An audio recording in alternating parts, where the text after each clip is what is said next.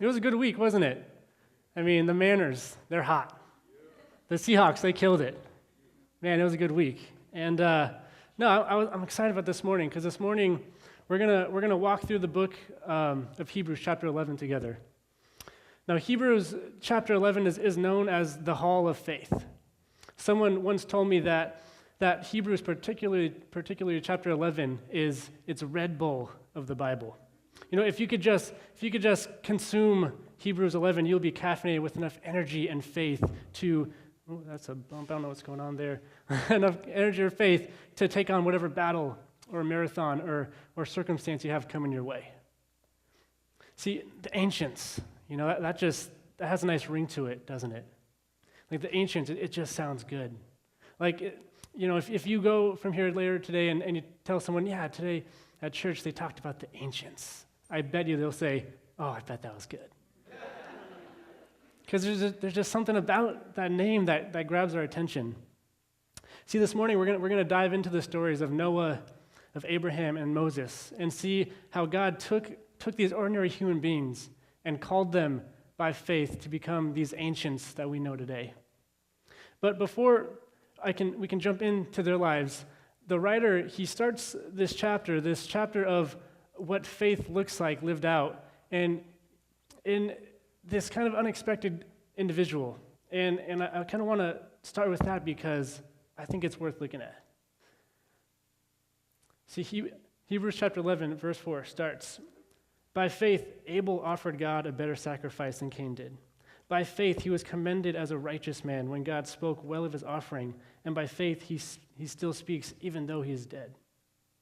I mean, I don't want to argue with the writer of Hebrews, but I'm just saying, if I were going to build an argument of why faith is necessary, of why faith is essential, of why faith is awesome, I don't think I would have started with Abel.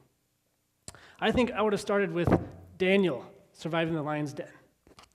I think I would have started with David,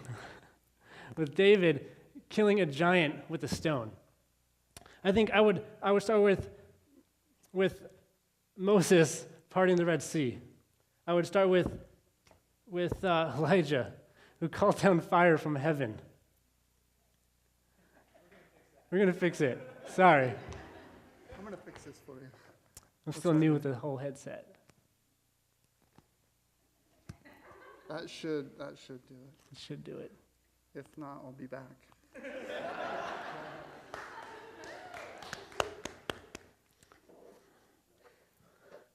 So, if I were the writer of Hebrews, I would have started with some more impactful figures in the Bible to start off this Hall of Fame chapter. You know, they work better, don't they? You know, the material, it works better. You know, quick, think of all the miracles Abel performed. Yeah, you got it. Even if you don't know anything about Abel, you got it. But that's the thing, you know, he starts with this guy who did nothing huge, and the fact that this is who he starts off with, building this foundation of what a life of faith looks like, I think we have to pay very close attention. In case you're not familiar with the story of Abel and Cain, they were brothers. They were the children of Adam and Eve. And in Genesis 4, it gives us more of the details. Now Abel kept flocks, and Cain worked the soil. In the course of time, Cain brought some of the fruits of the soil as an offering to the Lord. But Abel brought fat portions from some of the firstborn of his flock. The Lord looked at favor with Abel and his offering, but on Cain and his offering he did not look with favor. So Cain was angry, and his face was downcast. And this is a little confusing, because if you break it down rationally, Cain brought an offering that took more effort, and Abel brought an offering that cost the sheep more than it cost him. Like, farmers, you know, they know what work is. Farmers, they look at us and they think we're lazy slobs. You know, farmers, they have calluses on their hands. They plow the fields. They break fallow, hardened soil. You know, they plant seed. They water it. They talk to it. Whatever else farmers do. I mean, have you ever watched a shepherd? You know, he's not like the farmer. I mean, shepherds, they have things to do, but a lot of it, to me, looks like laying around and watching sheep. You know, sure, there's the occasional coyote, wolf, lion, bear that you have to look out for, But overall, shepherds, they do less than farmers. And so between these two offerings, you think God would look at Cain and say, I see your offering, and well done. I accept your offering. But instead, he says to Abel, and say to Abel, you just killed an innocent little sheep. What are you thinking? But instead, he looks at favor with Abel's offering, and with Cain, he's downcast. His face is downcast. And this story is actually kind of stumped professors and Christian scholars, why God looked with favor on Abel and not Cain's offering. But what I think happened is it's not about the offering they brought, it's about the heart that they brought. See, Cain was trying to buy God's love. Cain said, I'm bringing you the best of my work. I'm bringing you the work of my hands. I'm bringing you what I've done, and now God, accept me. See, and Abel, he's saying, God, I'm bringing you a sacrifice. It's a declaration. There's nothing I have that can be received by you. See, Abel, he's simply posturing his heart to receive God's grace. See, this hall of faith that opens with a person who came to God and with a declaration that there's nothing I can do to earn your love, God. And yet he stood there ready to receive it. See, and then come the ancients. Verse 7 says, by faith, Noah, when warned about things not yet seen, in holy fear, built an ark to save his family. By his faith, he condemned the world and became heir of the righteousness that comes by faith. So I love the story of Noah, but I realize there's something I've never taken into consideration with Noah, and that's what Noah was doing before he was instructed to build the ark. Because I'm sure Noah, he had things to do. Noah had goals and dreams and aspirations before God said, build this ark. And not to mention, I'm sure there's no financial value coming in from building the ark. I'm sure it affected his image, what people thought. They're like, dude, what's Noah doing? Oh, he's building the ark because God told him to. Noah, he was taking a huge leap of faith. He put everything on hold because he trusted God. And this last spring, Jason, he came to me with some pretty big ideas. One, that he thought I should consider going to Bible school, and two, if I'd be willing to come up and preach at Brookview this summer.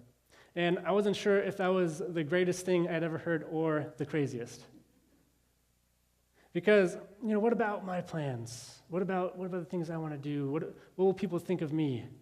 What if God doesn't show up? What if I build this ark and the floods don't even come? I'm sure Noah, he had plans for his life. Noah had goals for his life. God's were just a little bit bigger. They involved saving the human race. And when you look at it like that, suddenly Jason's prompting didn't seem so crazy to me. Then we move into the story of Abraham, verses 8 to 10. By faith, Abraham, when called to go to a place he would later receive as his inheritance, obeyed and went, even though he did not know where he was going. By faith, he made his home in the promised land like a stranger in a foreign country. He lived in tents, as did Isaac and Jacob, who were heirs with him of the same promise. For he was looking forward to the city with foundations, whose architect and builder is God. I love the way that this story starts. Abraham has a conversation with God, or better yet, God has a conversation with Abraham. And he says, Abraham, I want you to leave everything you know and go somewhere you don't know because of the God you know. He said, I want you to trust me and leave and go on this journey, this mysterious journey with me. And he said, if you want to know where we're going, I'm not quite ready to tell you that. If you want to know when we're going to stop, I'm not ready to tell you that. I just want to know right now if you're willing to give up everything and follow me. If you look back in Genesis, this is an invitation God gives Abraham. Chapter 12, beginning of verse 1. Leave your country, your people, and your father's household, and go to the land I will show you. I will make you into a great nation, and I will bless you. I will make your name great, and you will be a blessing. I will bless those who bless you, and whoever curses you I will curse, and all people on earth will be a blessing through you. So God is saying, Abraham, I want to put you in a place where you're the recipient of my goodness. He said, I want to make you into a great nation. I want to make your name great. I want to give you an inheritance that'll rock your world, blow your mind, and change the course of human history. He said, I want to do this for you, but I can't do it if you stay where you are. So I need you to follow me into the space of mystery and faith. And with Noah, we see what it looks like to say yes to God, to set aside our plans and realize they don't even come close to what God has in store for us. But with Abraham, it's almost like it's the next chapter of what to do. And we see,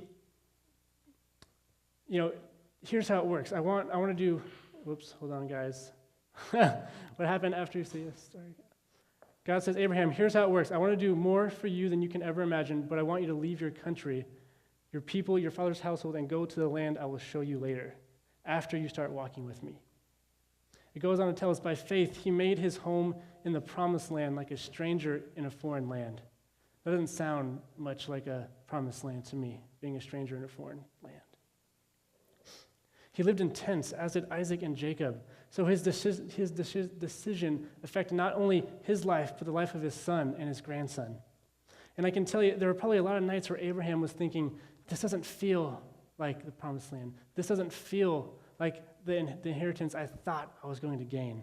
And I think what tends to happen is we go on this journey with God, and then we get angry at God because our lives don't get easier.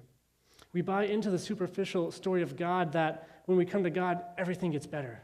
You get healthier, you get richer, you get more successful, you're taller, you're better looking.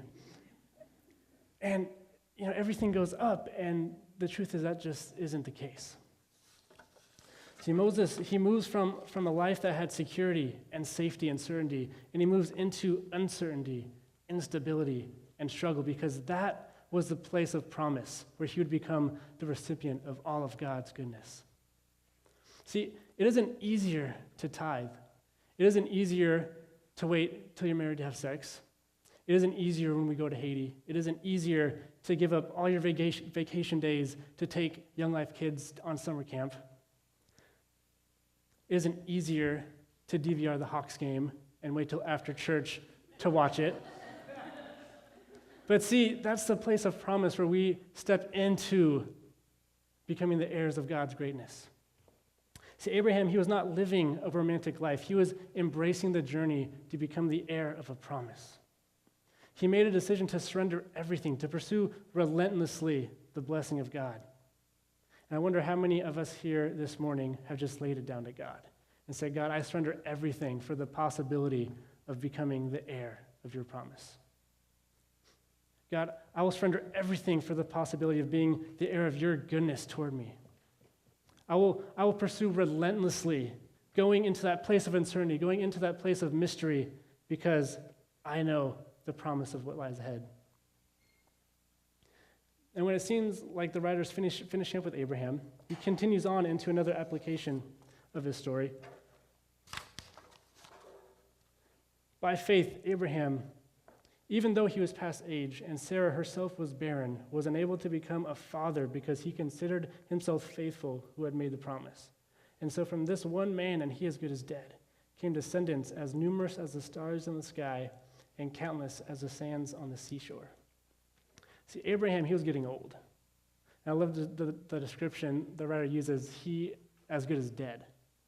Like, we're not just talking a few years past the ages of childbearing, we're talking a few decades. And then multiply that by a few more decades. Sarah, she hadn't just gone through menopause, she went through metastop. Like, she was so far past the possibilities of having a child. And Abraham says, God, I know you promised I'd be a great nation. I know you promised me I'd have children and grandchildren and great-grandchildren. And in this moment where Abraham, he starts to doubt if he's actually going to get a son, I love what God does here in Genesis 15, verses 1 to 6. And after this, the word of the Lord came to Abraham in a vision. Do not be afraid, Abraham. I am your shield, your very great reward. But Abraham said, Sovereign Lord, what can you give me since I remain childless? And the one who will inherit my estate is Eliezer of Damascus. And Abraham said, You have given me no children, so a servant in my household will be my heir. Then the word of the Lord came to him. This man will not be your heir, but a son who is your own flesh and blood will be your heir. He took him outside and said, "Look up at the heavens and count the stars, if indeed you can count them. So shall your offspring be." See, God, he sees Abraham's having a tough time, and he goes, "Abe, come on, man. Let's go for a walk. Let's go for a stroll outside, look up at the stars." And in God's own artistic, beautiful, poetic way, he says, "Abraham, look up at the heavens and count the stars, if indeed you can count them. So shall your offspring be." And Abraham believed, and it was credited to him as righteousness. And what I love about this story is God, he doesn't just give Abraham a little, dude, you're gonna be a great nation, I promise. He actually takes time to set his heart at ease. He takes time, he takes him outside, he has this beautiful moment, and that's what I love so much about that story. See, then in verse 23, the writer moves into the story of Moses. By faith, Moses' parents hid him for 3 months after he was born, because they saw he was no ordinary child, and they were not afraid of the king's edict. By faith, Moses, when he had grown up, refused to be known as the son of Pharaoh's daughter. He chose to be mistreated along with the people of God rather than to enjoy the pleasures of sin for a short time. He regarded disgrace for the sake of Christ as a greater value than the treasures of Egypt, because he was looking ahead to his reward. By faith, he left Egypt, not fearing the king's anger. He persevered because he saw him who was invisible. Let's just for a second process everything Moses had to go through. Being sent downriver at 3 months old just by his parents, just hoping he would survive. Then being found by the daughter of Pharaoh, the guy who sent out the edict to have all the Hebrew children killed, and now he's being raised in the household of the people who want him killed. Moses had enough material to be in therapy for the rest of his life. This is the ultimate definition of identity crisis. But it says, by faith, when Moses grew up, he refused to be known as the son of Pharaoh's daughter. He chose to be mistreated along with the people of God rather than to enjoy the pleasures of sin for a short time. So Moses, he had to make a decision of identity. He refused to be known as the grandson of the Pharaoh. Can you imagine being offered that gift? You can have the royalty, the nobility, you can have the wealth, the power. Everything in the world you want can be yours. All you have to do is relinquish your identity in God and his people and accept your identity in this earthly king. If Bill Gates came up to you and asked to adopt you, would you hesitate? I think if Bill Gates came up and said, "I want to adopt me," I'd say, "You can adopt me as your daughter. I don't even care. Just adopt me and tell me what to wear." But Moses, he said, "Nothing is more valuable than my identity in Christ." So you have to know who you are, and you have to decide what matters to you. It says, by faith, Moses left Egypt, not fearing the king's anger. He persevered because he saw him who was invisible.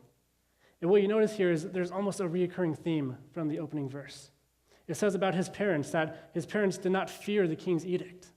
So this is Moses' legacy, to not fear the king. And it says Moses left Egypt not fearing the king's anger. Because if you're going to live the life God has created you to live, you not only have to know who you are, but you have to decide what matters and get your fears in order. So what you'll find over and over again when you read the stories in the scriptures is that the men and women who we think to be so full of faith and courage, they all had moments of absolute cowardice. They all struggled with this crisis of faith at first. See, these ancients, I think we think of them as mythology. They're almost like superheroes who never made mistakes, never faulted. But Moses, when God called Moses, he said, "Moses, you're going to set my people free." And Moses goes, "Dude, you have the wrong guy." He said, I wasn't blessed with great communication skills. I'm not very good at talking. I'm not good with miracles. He said, "You have the wrong guy." And then with Joshua, when God called Joshua to take Moses' place after Moses died, in Joshua chapter 1, over and over again, God tells him, "Be strong. Be strong, have courage, do not be discouraged, be strong." Over and over again, he has to remind him, be strong and have courage. And it's almost like God has like a short memory issue. See, he said, "Yeah, God, I heard you just said that, and you're saying it again and again, and God, now you're sort of nagging." But you see, the reason he says it over and over again to Joshua in Joshua chapter 1 is because Joshua is afraid. He has to keep reminding him, don't be afraid because he was afraid. He has to say, don't be discouraged because he was. Be strong because he wasn't. See, God speaks all kinds of things into our life, but what he doesn't is what we are already doing. See, when God speaks into our life, it's where the deficit is.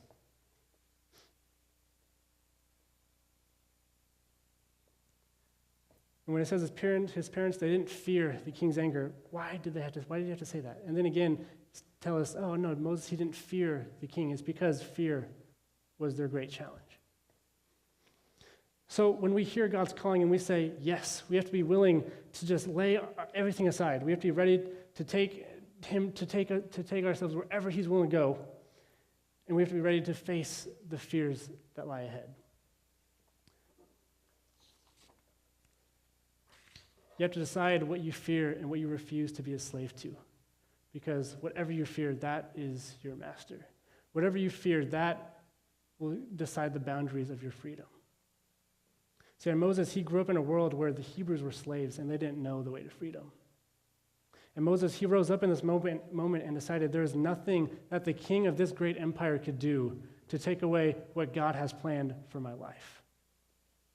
See, and what I love about Moses is there's two sides of fear in the story.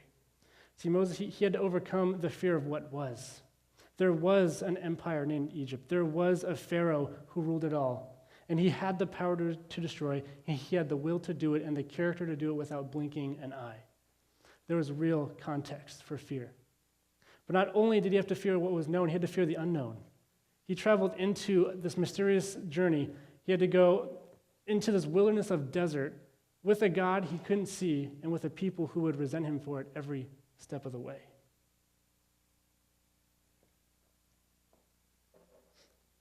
What would your life be like if you no longer feared what other people thought of you?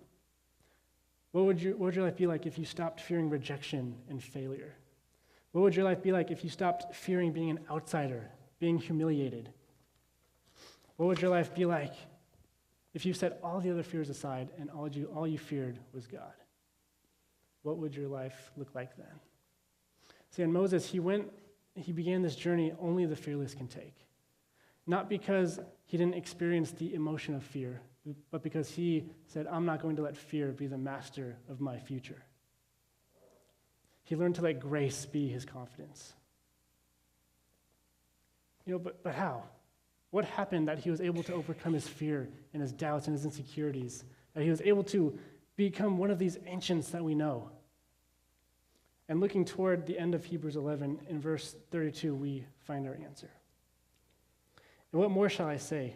I do not have time to tell about Gideon, Barak, Samson, Jephthah, David, Samuel, and the prophets, who through faith conquered kingdoms, administered justice, and gained what was promised, who shut the mouths of lions, quenched the fury of the flames, and escaped the edge of the sword, whose weakness was turned to strength, and who became powerful in battle and routed foreign armies, who through faith conquered kingdoms, administered justice, escaped the edge of the sword.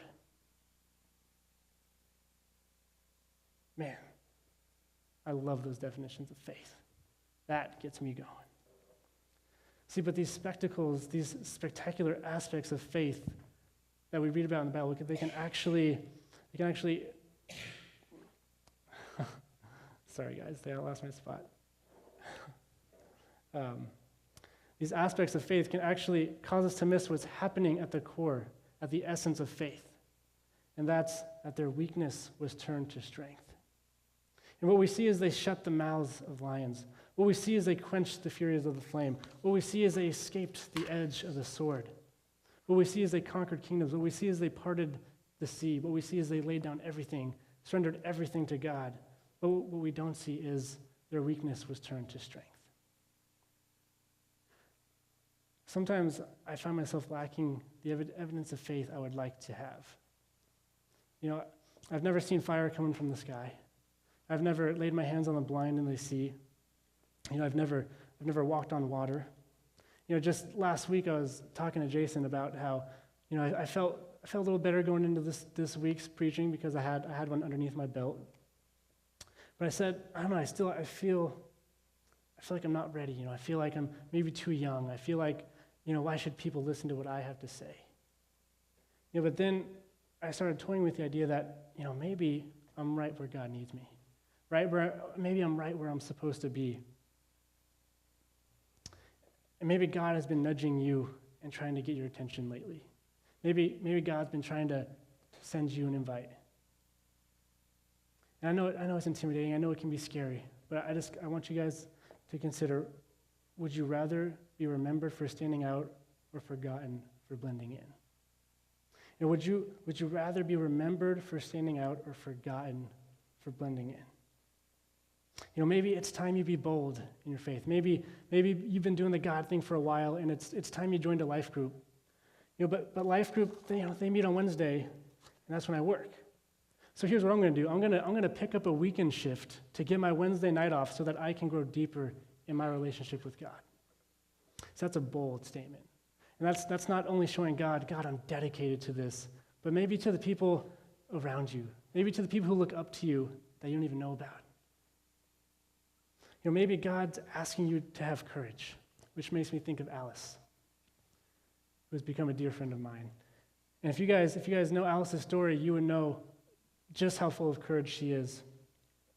When Alice was 16, she got pregnant with her boyfriend at the time. And because of that, she endured a lot of coldness and judgment from her family. And in a time when she felt like she couldn't rely on them as heavily, she turned to God. So that was 6 years ago. And now Alice speaks to and mentors teen moms. How awesome is that? Yeah. How cool is that? See, God is using her story to impact the lives of these young women.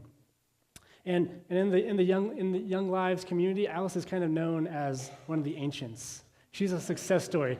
It's like everyone knows the story of Alice because she had courage. She faced her fear, and God used it. See, maybe for you, it's a friend who's struggling with an addiction, and God's calling you to intervene. Maybe you see another married couple struggling, maybe a younger married couple struggling, and God is calling you and your spouse to walk alongside and mentor them. Maybe it's something as simple as inviting that one family member or that one coworker to come to church with you. Whatever it might be, I just want you guys to think about this. What if you're right where you're supposed to be? What if you're right where God needs you? See, it doesn't matter how underqualified we are. It doesn't matter the things we've done up to this moment. Faith isn't about the spectacles. It isn't about the miracles. It isn't about, getting God to do what we want him to do.